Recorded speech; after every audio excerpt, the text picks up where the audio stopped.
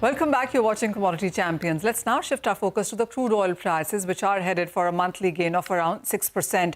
Improving U.S. demand, a fall in inventories and escalating geopolitical tensions have been pushing prices higher, which are trading at a two-month highs. We also put spotlight on the renewable energy opportunities and, of course, India's import of LNG, which has been on a rise as well. Joining me now to discuss this further is Joel Hanley, Global Director, Crude and Fuel Oil Markets, S&P Global. Joel, hi, thank you so much for joining us. First of all, on the crude oil prices itself, 6% of a hike. What do you see as a major reason for this run-up? Well, the geopolitical tension that we've seen over the last 6 months or so doesn't really seem to have impacted the price particularly. We saw the October 7 attacks in Israel and Gaza, and since then, of course, there's been further geopolitical unrest in the Middle East. But I think there's been a cushion. There is clearly enough supply to keep a dampener on prices. However, we are seeing a bit more demand recently, and I would say those geopolitical tensions are increasing. We've seen further attacks on shipping in the Red Sea just this week, and there does seem to be an underlying sense of strength that wasn't there a couple of months ago. Well, and looking forward as well, the third quarter, the expectation is that the demand will improve. We perhaps could see a deficit as well going forward. What's your sense on demand, supply, prices for the third quarter? It's an interesting picture right now. I mean, the supply-demand balance in oil is always interesting, but S&P Global Commodity Insights analysts still see the price for the year being between $85 and $100. However, the OPEC cuts and the revisions to the OPEC cuts does add a different slant. It'll be interesting to see over the next year whether OPEC will turn the taps on and go for something of a market share strategy, as we saw 10 years ago. Let's not forget, 10 years ago they tried to knock out US shale production and failed. And that strategy wasn't seen as much of a success for OPEC. But since then, OPEC now has its OPEC Plus allies as well. So I think there's a greater sense of market influence that organisation can have. So considering that the three of the largest suppliers in OPEC, they being Saudi Arabia, the UAE and Kuwait, they're holding back about 5 million barrels a day. Now, if they come on market quite quickly, then of course I wouldn't consider that to be bullish for the price. How would you, I mean, as you said, you expect demand to improve going forward. So when we look at Asia, while the China data is still uneven, how are you looking at the Indian demand going forward? And overall Asia, what's your sense? Indian oil demand growing within the next 5 or 6 years to about 5.5 million barrels per day, so up about 1 million barrels a day from where we are today. I would expect to see Indian demand growing fairly steadily this year, maybe slowing down for the next 2. That's the view of our analysts here at S&P Global Commodity Insights. China, as you say, uneven, but always the one to watch. Everybody's always watching China when it comes to oil prices, obviously. But I think that there is a bit more volatility in the numbers that we're seeing out of there. So that will be the big surprise factor one way or the other. But I think it's too early to tell. Okay. So a final question, and this is on geopolitics. I mean, you started by saying that the reason we've seen prices go up is because of geopolitics. I mean, is this one thing, one area that you would keep an eye on going forward as well? And is this that would impact the prices ahead?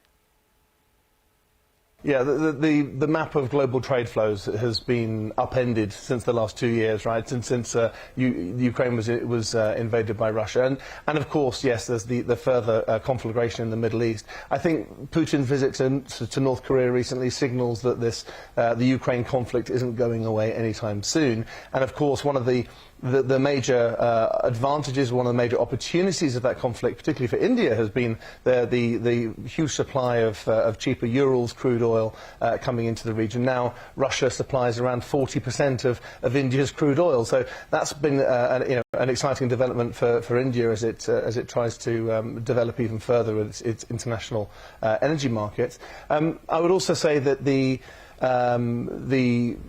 OPEC situation, of course, will influence India's buying choices. They're a major buyer from Iraq, of course, but also those other 3 countries I mentioned earlier, Saudi Arabia, United Arab Emirates and Kuwait, major suppliers to India. If they turn on the taps, then India is really well placed to benefit from, as a swing buyer from all around the world. All right, that's good to hear. And as you said, $80 to $100 a barrel of a range is what you can see in third quarter. I mean, that's huge, and that's quite on the bullish side as well. But Joel, thank you so much for joining us and making sense of what's happening in crude oil prices. Let's shift our focus now and talk about the renewable energy opportunity. Joining for that is Francis Browne, who's Editorial Director, S&P Global. Francis, hi, thank you for joining us. And how would you look at renewables, regeneratives when it comes to India in sense of demand? Demand in India is very strong, and it will continue to be strong. As we've come out, as the rest of the world and all the world has come out of the pandemic, India has come out extremely strongly. And power is fueling a growing economy. And as that grows, it will increase the need for power and increase the need for feedstocks for that power. So it's very interesting to see India is investing in new coal-fired power stations, about 80 gigawatts, about 25 units. And that's an interesting situation. It will mean new boilers, and it will consume a huge amount of domestic coal, but also blended with high CV coals that is imported too. Francis, even as you put out all those investments India has been making, but do you see that pace of investments continue going forward?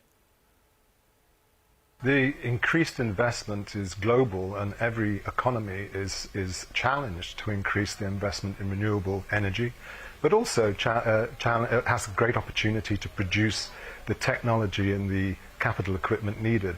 India is no different to the rest of the world and is advancing particularly in solar modules, panels, and increasing the amount of solar in the energy mix every single day. This actually creates some volatility in the price, but this is a challenge that has been faced in every country across the world, and India will meet this challenge. So while it is about power, but it is also about regeneratives and renewables, as you said. We've seen good amount of investment here. How are you looking at market from a point of view of biofuels in India? I think so, but I think wind and solar will still form the largest bulk of power generation. Obviously there is a need also for EVs in terms of transport. Mobility will have other solutions where there will be biofuels involved. But for power production particularly, it will be a combination of baseload coal and an ever-increasing amount of solar and also wind, augmented by some gas, and obviously nuclear stays in that mix too. And Francis, would you say that for India to continue to go into that direction, the next push perhaps would come in from the reforms or perhaps the budget which you're waiting right now? I think India will be pushing ahead, particularly with renewables. But I think also India has a good head on its shoulders, in so much as the policy decisions will be about what India needs today as much as about what the world needs in the future. So to meet net zero goals of 2050 and 2060, these are ambitions that the world has. But the reality for India is they need to meet power demand growing at around 6% per annum right now. So the policy decisions will be focused on meeting that particular need. In time, of course, the world will come, including India, to use far more renewables in the mix, in its fuel mix going forward. But for now, the important thing is to worry about 2025 and 2026, rather than be fixated with what's happening in 2050. All right. A final question then, Francis, and this one is on geopolitics. So while all countries are moving in the direction and to their time targets in sense of net zero, do you see that being slowed down or getting impacted because of the geopolitics? Well, that's fascinating to me, because actually it is one of the most important points that is happening. If the whole world is transitioning at the same time, there will be new winners and some losers. And it's very interesting to me that those that are building their value chains and in terms of creating new technologies, particularly solar panels, solar modules, and particularly wind, will be the winners of the future. And those that can build them most quickly are the ones that have a much shorter permissioning time to get projects up and running and build their domestic supply chains. This is not happening in other countries, particularly in Europe and particularly in the US. The lead time for delivering a project is going out now 10 years or so, whereas in China, the lead time is around 3 years. So for India, I would say if they can get that balance right and build a domestic supply chain to fuel a renewable and sustainable future, then they will be one of the winners when we look back at 2050. Well, Francis, thank you so much for joining in. So, well, yes, a huge push and some reforms is what India can look at with the kind of power demand that we have, as you said, 6% per annum, and it's expected like that for 2025 and 26 as well. Well, moving on from crude and from renewables now to LNG. And to talk about that, joining me now on the show is Kenneth. He's Associate Editorial Director, Asia LNG, S&P Global. Kenneth, thank you so much for joining us. And if you look at the numbers that we've seen for the month of May and for June as well, the expectation is that India's demand for LNG and the imports therein are on a rise. So India's appetite for LNG has not abated in the last year. What we have seen in the first 5 months of the year is a 25% volume growth of imports, surpassing 10 million tons. And that's higher than the same period that we saw last year by 25%. The key factor supporting import growth for LNG is, of course, prices. And LNG importers in India, as well as other regions like China, continue to be extremely price sensitive due to the replaceability of LNG from competing fuels.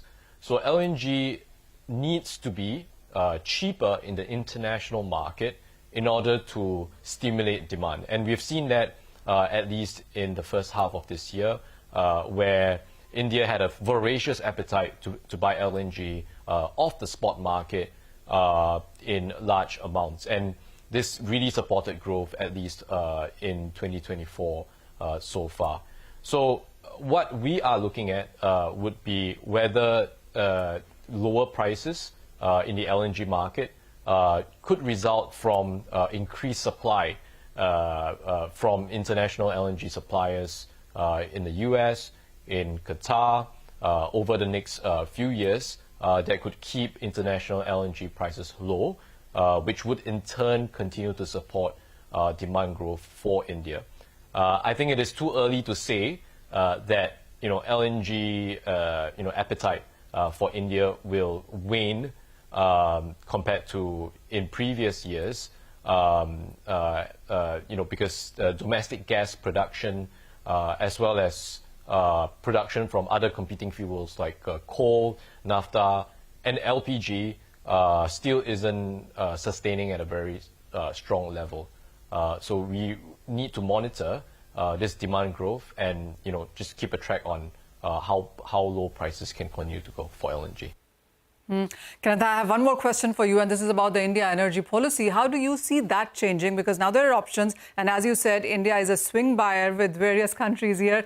What is it that you think India needs to do now for a proper mix? I'm hesitant on providing advice to the government. Of course, there has been a lot of talk around a change in the GST regime that would stimulate and unlock a new wave of demand.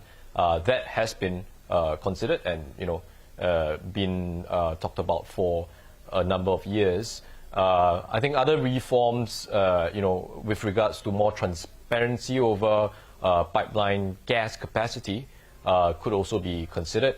On the LNG front, certainly there could be a more concerted effort to increase the transparency and monitor LNG inventory levels across terminals a lot more significantly, and this would help companies importing LNG to accurately assess the demand and supply situation for the upstream LNG cargoes. We take that point well. Well, yes, change in GST would stimulate the markets here, and transparency and monitoring terminals and pipelines when it comes to gas, another thing that perhaps S&P has its mind on. Kenneth, thank you as always for joining us and making sense of what's happening with the energy markets globally and especially India as well. But with that, it's a wrap on this edition of Commodity Champions. Thank you for watching.